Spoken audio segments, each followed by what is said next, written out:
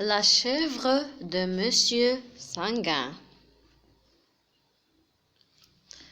Oh, qu'elle était jolie la chèvre de Monsieur Sanguin, avec ses yeux doux et ses longs poils blonds qui lui faisaient une houppe blonde.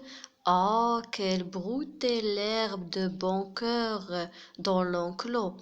Elle ne sera pas imprudente comme mes autres chèvres, se disait Monsieur Sanguin. Elle n'ira pas dans la montagne.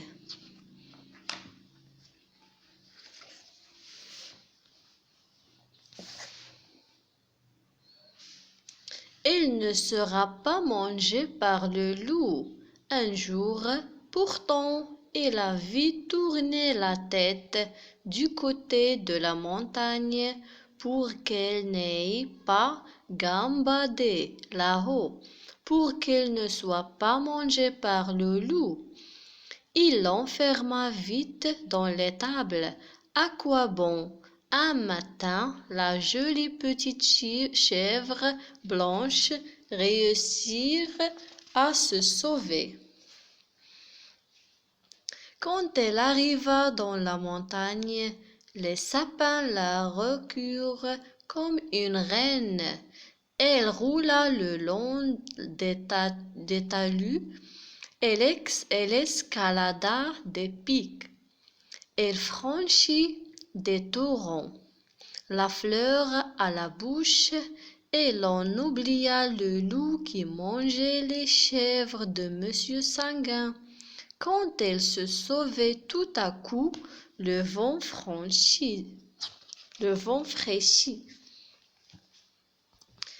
La montagne devint violette. C'était le soir. Reviens, criait le cœur de Monsieur Sanguin. Au loin, mais il était trop tard. Le loup était déjà là avec ses yeux méchants, ses crocs pointus, tête basse, cornes en avant. La chevrette décida de se défendre. Plus de 10 fois, elle força le loup à reculer. Plus de 10 fois, le loup faillit tomber dans le ravin.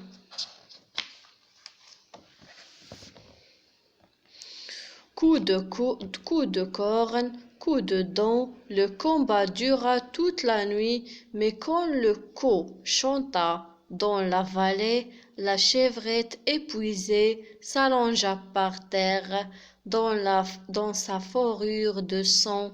Alors le méchant loup mangea l'imprudente chèvre de Monsieur Sanguin, qui, une journée durant, s'était si bien amusé dans la montagne.